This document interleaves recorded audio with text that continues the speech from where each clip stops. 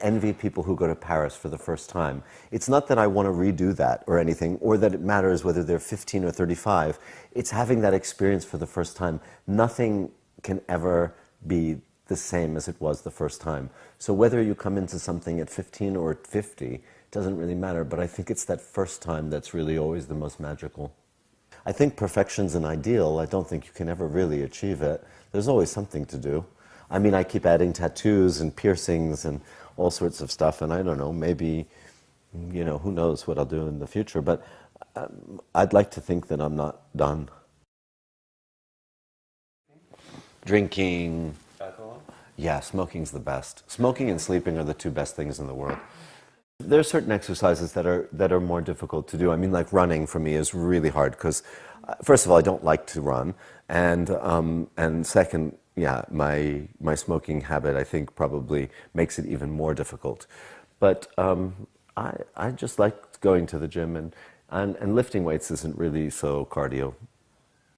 That was the stupidest thing I've ever heard because, first of all, I was never a fat heroin addict. I was a skinny heroin addict, and I got over that, luckily. But I was never fat. I was fat when I stopped doing drugs, not fat while I was doing drugs. I don't know anyone who's fat when they're doing drugs. I mean, luxury is anything you don't need. I mean, we need food, clothing, shelter, right? So food, water, clothing, shelter. But I think, you know, I mean, this is a luxury, right? Because it doesn't need to look like this. I mean, good wine, good food, beautiful interiors, you know, nice clothes. Those aren't necessity. They're luxuries. So it's all luxury.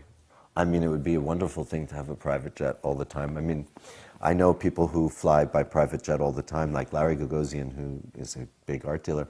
He has a private jet and flies all the time. And luckily, I've hitched a ride on his plane a few times, and it is not overrated at all. It's a really great way to travel. I think, I don't know, I mean, I spend quite a bit of time doing press. I spend a couple of hours each day at the gym.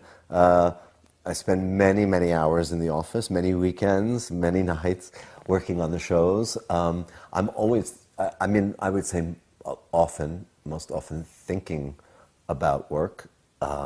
Most of my friends are somehow related to work, even if they're in different professions. There's a kind of a shared, I don't know, creative kind of approach to things. And so I don't know if I separate my personal and professional life so much, because I think it's kind of all intertwined. Boundaries have been sort of blurred, and I think it's so unnecessary to put things in these boxes. And I mean, Andy was very much about this kind of concept. And in fact, Interview, for the anniversary of Andy, had me, you know, as Andy on the cover, and it was Glenn's idea to put me there because of this collaboration with Takashi and with Richard. And he said, you know, this would have been Andy's, you know, dream come true, the combination of art and commerce and stuff. And Victoria was in the audience, and so I went to Jürgen afterwards, and I suggested her, and Victoria, of course, would never have been the type of person that I think someone would have thought of as our customer, you know.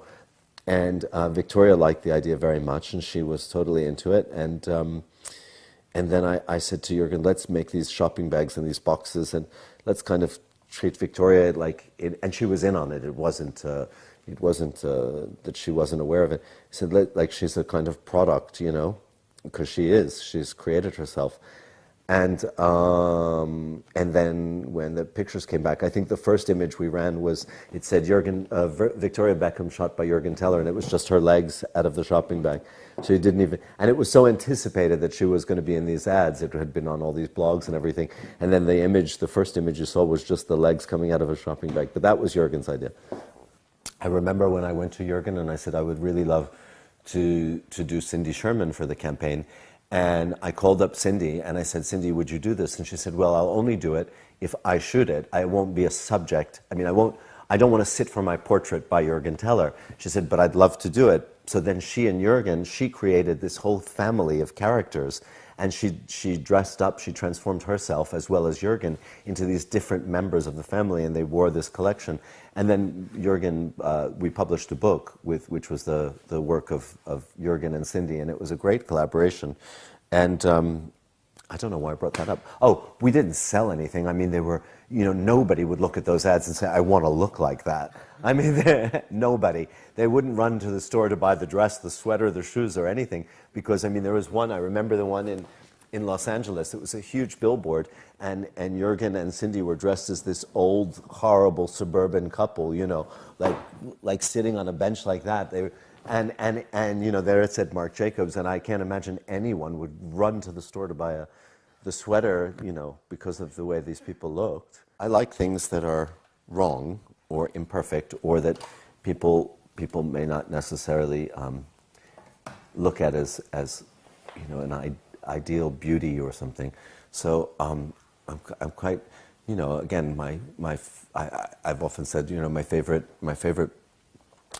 artwork ever was or is the L'Arche au Cul by Marcel Duchamp, the Mona Lisa with the mustache. And I kind of, again, I love, well, I mean, I'm a big believer in the whole Duchamp sort of thinking, you know, the idea of a urinal as a piece of art. There was a sweater we were looking at the other day, and I really didn't like it, and it sold very, very well, and so it keeps getting shown to me as this thing that, like, oh, this was very commercial. And every time I see it, I cringe, because I just think, I don't want to do things like that. I don't feel proud of them. But then, you know, sometimes you have to close one eye and just do it.